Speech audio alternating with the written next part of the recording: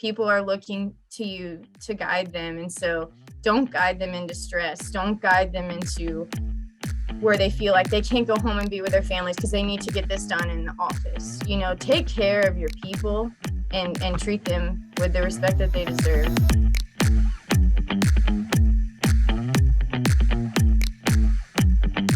So today on CLevel, I have my really good friend, Chelsea Roberts from Pat Murphy Electric. Chelsea, welcome.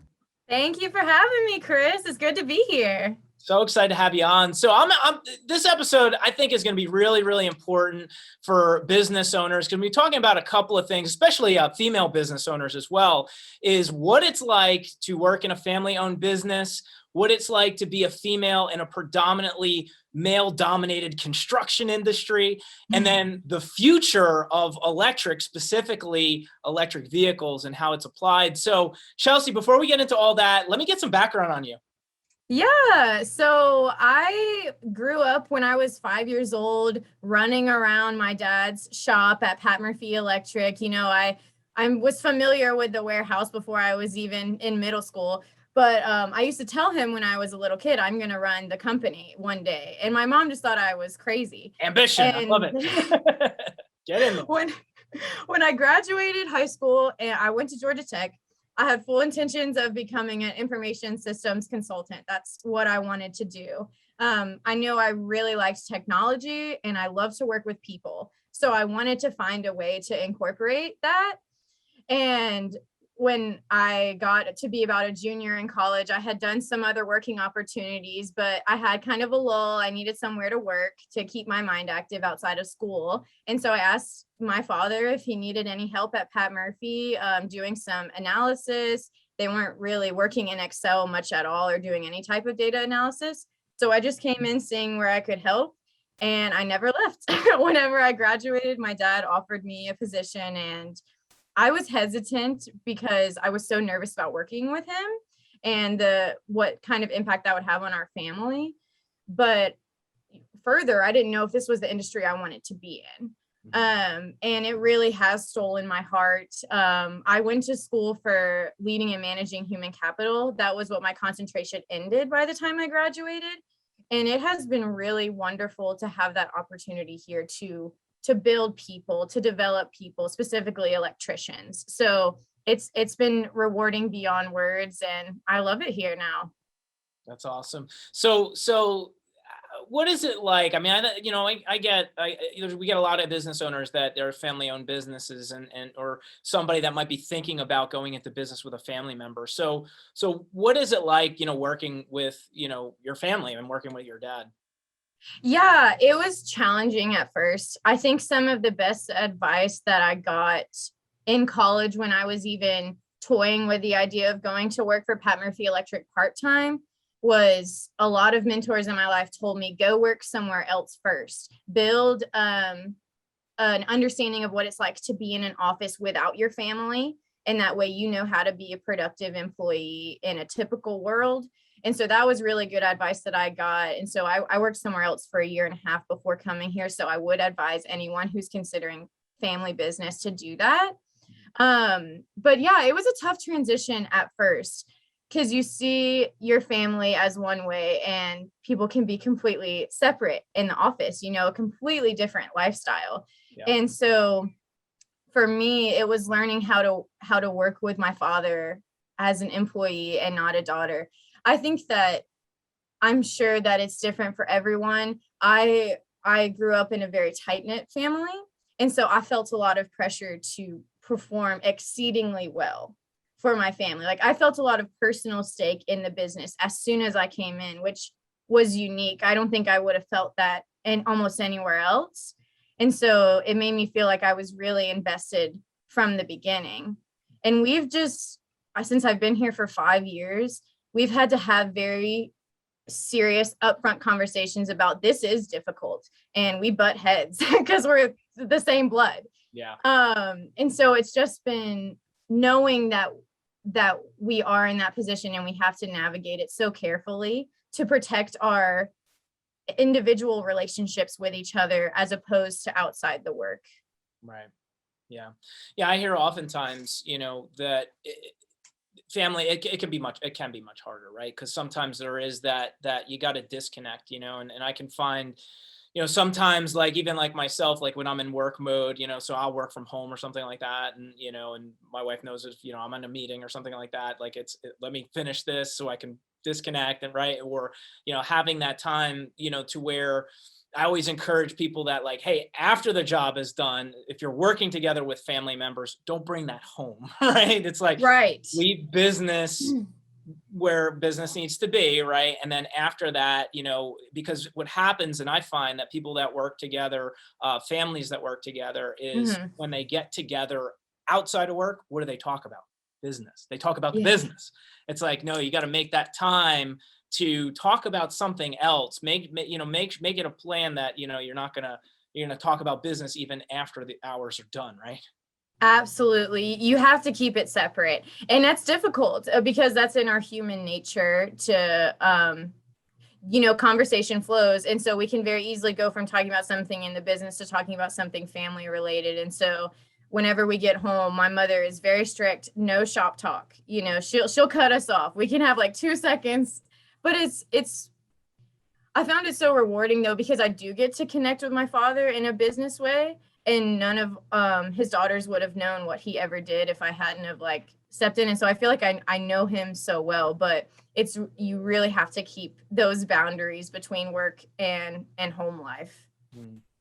So what is it like working with the other employees? I mean, knowing that you're working in a family business, like how's your relationship? How do you manage that? Yeah, absolutely. Construction is, as you were saying, a male dominated industry. So I not only had the female side going against me, but also she's the boss's daughter going against me. So as blessed as I was to come and work for this company, I really was fighting multiple battles whenever I came in. And it took a lot of sitting in the background and observing, because I have a very fiery personality. You know that about me. Right. I come in with strong ideas and whatever, I'm ready to take over the world. But a lot of what I had to learn was to observe a lot before I started to stick my neck out and make recommendations. And people already have a bias of you when you're coming in as the boss's daughter. They either think you're getting treated specially, or they just think you don't know anything. You're only here because you're family. And so it took time to earn their respect. The way that I found to earn our men's respect was consistency. Like, if I could show up for our employees, if I answered my phone every time they called, if I could listen to them. Some people, I think, coming in young, I know that I don't know anything about this industry. And so I'm willing to listen to the employees maybe more than some leaders who have been around it for a while, and showing them that I know I don't know anything. And I am so willing to learn anything that you have to show me. So it has really just taken time to earn their respect. And now that I've been in the industry for quite some time, I'm going through electrical school to get my license eventually. And I know that has played a big role in how they view me, because they see that I'm genuinely interested in being able to lead the best that I can. I don't want to go in telling them what to do without knowing anything.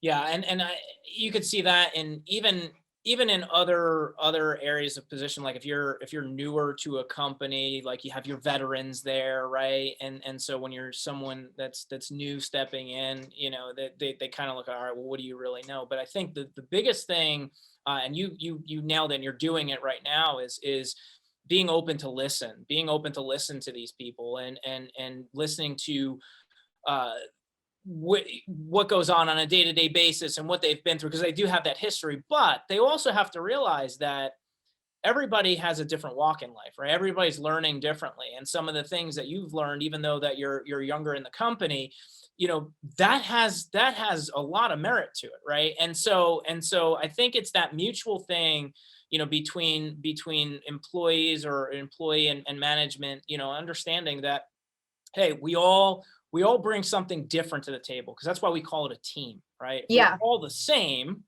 then we wouldn't need each other, right? But that's important. And the fact that you're consistently investing in yourself and learning from some of the veterans around, and really, that really shows.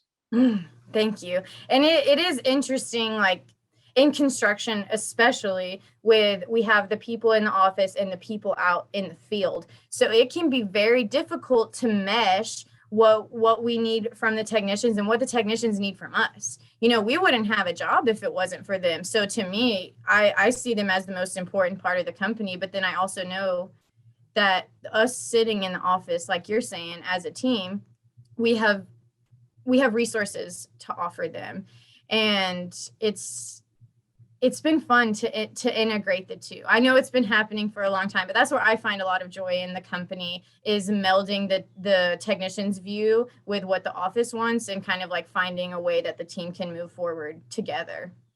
Because there can be a lot of fighting between the field and the office.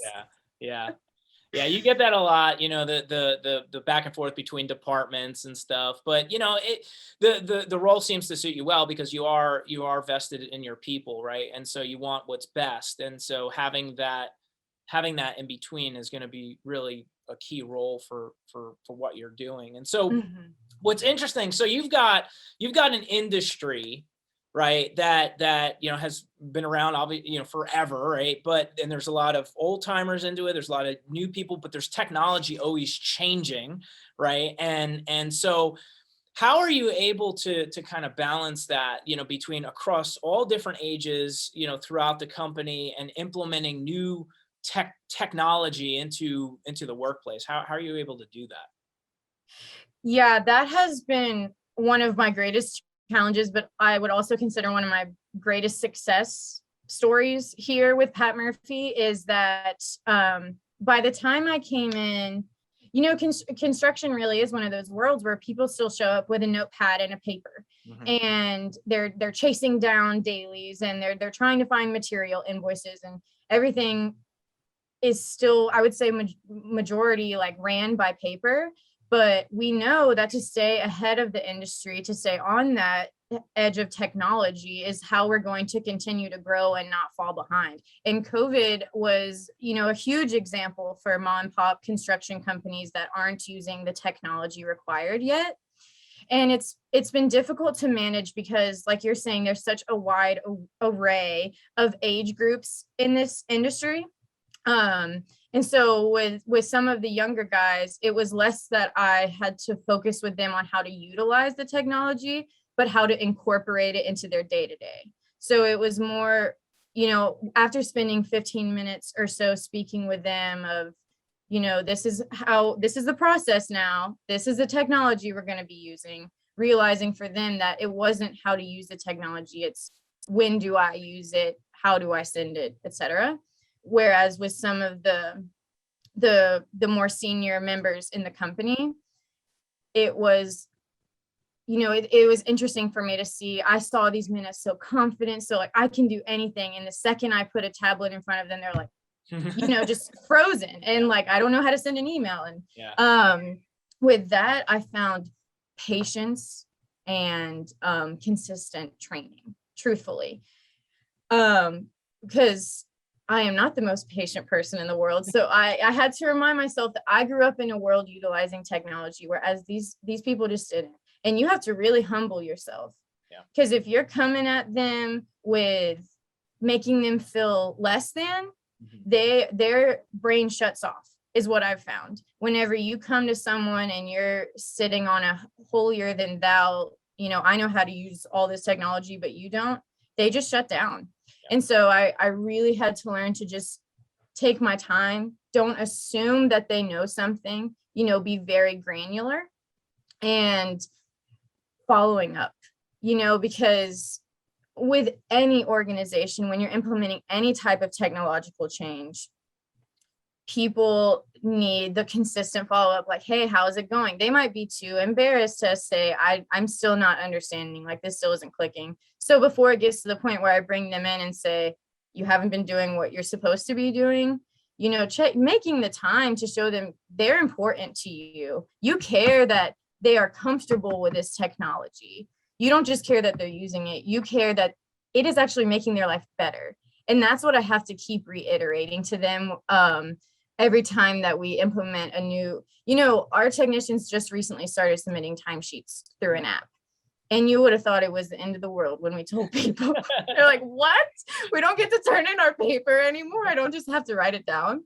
Yeah. But now that we have people consistently doing it, they see, oh, this is so much better. I don't have to go into the office. I can fill it out every single day and it's done. Just consistently reminding them that this is to make everyone's life better. This is not to make your life more difficult. Right. Has really been a key. And, I think just knowing that every single person is different. Yeah. In every industry, no matter what you're training on, people learn differently. And that's a skill, I think, to be able to read how someone learns. You got to meet them where they're at, Mm-hmm. So I think, and it's across any industry, especially when you're implementing something, corporation wide, right? You got to look at every single individual, meet them where they're at, and help them on that journey. And so technology is always changing. And one of the biggest topics, actually, I want to kind of pick your brain about is electric vehicles, right? So let's talk about that. What are you seeing in the industry right now? Well, it has been overwhelming, the amount of increase in calls that we've gotten for EV chargers, both in residences and commercial businesses. We've recently started getting a lot of calls for forklift chargers. And this was something that I knew was coming, but, we do a lot of work out at industrial plants, and that's huge for these plants to have forklift chargers on site. Georgia Power is investing so much money in the state of Georgia to reach out to all of their customers. And a lot of Georgia Power is paying for the customers to get EV chargers to prepare, because the infrastructure needs to be there. That's where we come in for the infrastructure. I've noticed, I keep track of the sales of vehicles, electric vehicles, and they're up 300% from last year. And whereas the market is only about 3% electric vehicle sales right now, they suspect that by 2030, it'll be 30%. So I see that within 20 years, at least, every single home will have some sort of EV charger. And, for us, it's no difference. We're adding an outlet, right? Like, we're just adding an outlet somewhere outside. But to me, to see how we get to play a role in making the world and the state more green, it's been really exciting to see. I am so glad that I'm in this industry during this time, as it is just booming and growing, and we're really finding our place in the industry. We're working with Georgia Power. We're working with all the industrial clients that we already have on hand to make these recommendations to them. Because you can get rebates, from your utility provider and your state. That's why I've been promoting it so much to our residential customers, is that you can get a good bit of money back right now, because the state is really encouraging it. Yeah, no, I mean, and that's, it's huge, especially, for the environment. And I think that's a pretty awesome statement. Within 20 years, everybody's going to have one in their home. You're going to be able to pull into a gas station, because right now, like, I don't have an electric vehicle yet. I'm moving towards that, but I'm always wondering, like, how many are there? Like, are you going to, right now, are you going to be driving and then all of a sudden you're not going to be able to find one? Like, how far can you go, right? And I think until we have more mass adoption on that, the numbers are just going to spike up, right? I think absolutely. And as they continue to put different vehicles that they came out with a truck now that is electrically charged. And my father got a Tesla probably about 2 years ago to be able to relate with our customers who are moving towards that line. It is so cool.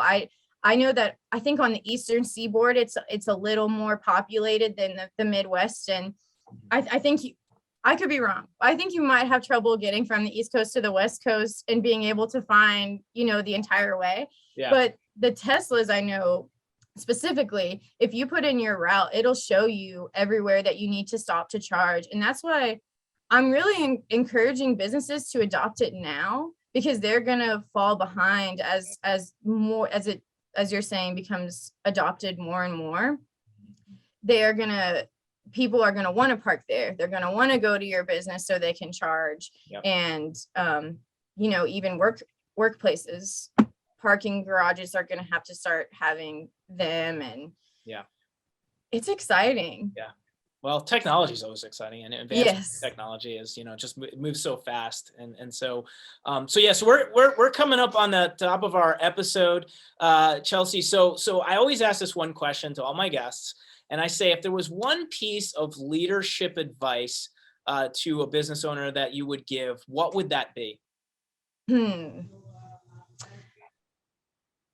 I think one of the biggest parts of leadership that I have learned recently, and that I think will be so integral to my continued development, is that, we had Michael Alasso come on, and that was my first Vistage meeting. Actually, no, he was my second Vistage meeting, but he is so inspiring. And one of the things that really sunk in with me, but that I've started to see in fruition in real life now, is that people are watching your every single move. He's saying you are on a stage, and it couldn't be more accurate.